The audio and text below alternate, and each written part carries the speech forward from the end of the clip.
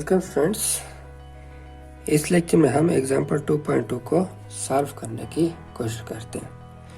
Students, example 2.2 में है a sprinter completes its 100 metre race in 12 second, यानी कि एक दौड़ लगाने वाला शख्स 100 मीटर का रेस 12 सेकंड में मुकम्मल करता है।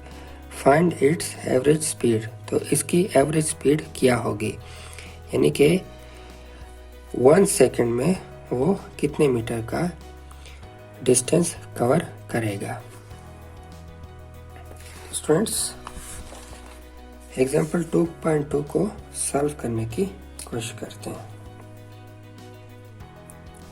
2.2 स्टूडेंट्स, सबसे पहले हम देखते हैं कि हमें मालूम क्या करना है। तो सबसे पहले टू फाइंड हम लिख लेते हैं, और वो है हमारे पास एवरेज स्पीड। एवरेज स्पीड जो कि फाइंड आउट करना है, और हमें पता है कि एवरेज स्पीड को हम सिंपल वी से रिप्रेजेंट करते हैं। उसके बाद स्टूडेंट्स, हमारे पास डेटा क्या गिवन है, यानी कि एग्जाम्पल में हमें क्या डेटा दिया गया है। स्टूडेंट्स, हमारे पास डेटा में दो वैल्यूज गिवन है, एक डिस्टेंस और दूसरा टाइम। डिस्टेंस जिसे हम एस से रिप्रेजेंट करते हैं, और वो है 100 मीटर। और टोटल टाइम जिसको हम टी से रिप्रेजेंट करते हैं, और वो है 12 सेकंड।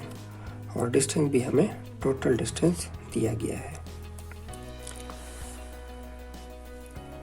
अब स्टूडेंट्स सॉल्यूशन की तरफ जाते हैं।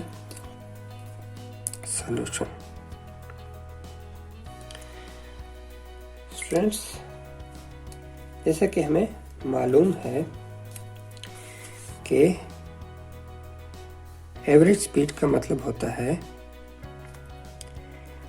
Total distance covered in unit time. और ये इक्वेशन या ये फार्मूला हमने पहले डिराइव किया था जिस वक्त हम स्पीड को समझ रहे थे। जिस लेक्चर में हमने स्पीड समझा था, उस लेक्चर में हमने ये इक्वेशन डिराइव की थी।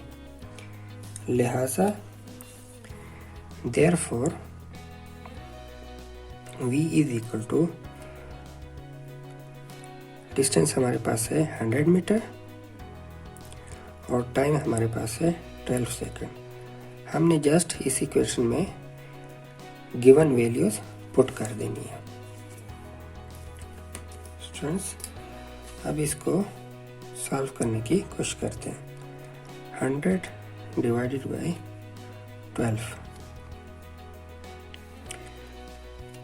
इंटू 8 96, और ये हमारे पास 4.040 आ जाएगा। तो 12 3 36, उसके बाद दोबारा हमारे पास 4 आ जाएगा और 36। तो इस तरह ये 8.333 इसकी वैल्यू आ जाएगी।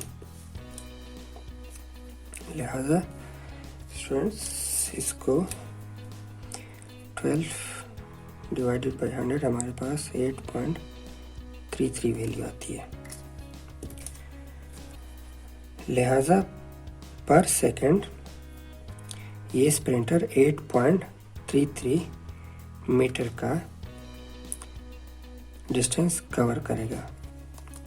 और हमें पता है कि यूनिट टाइम में जो डिस्टेंस कवर हो जाए तो वो स्पीड एवरेज स्पीड कहलाती है।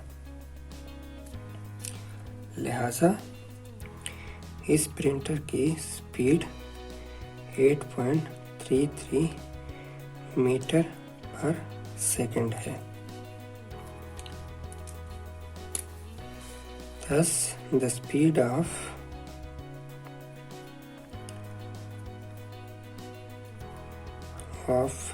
printer is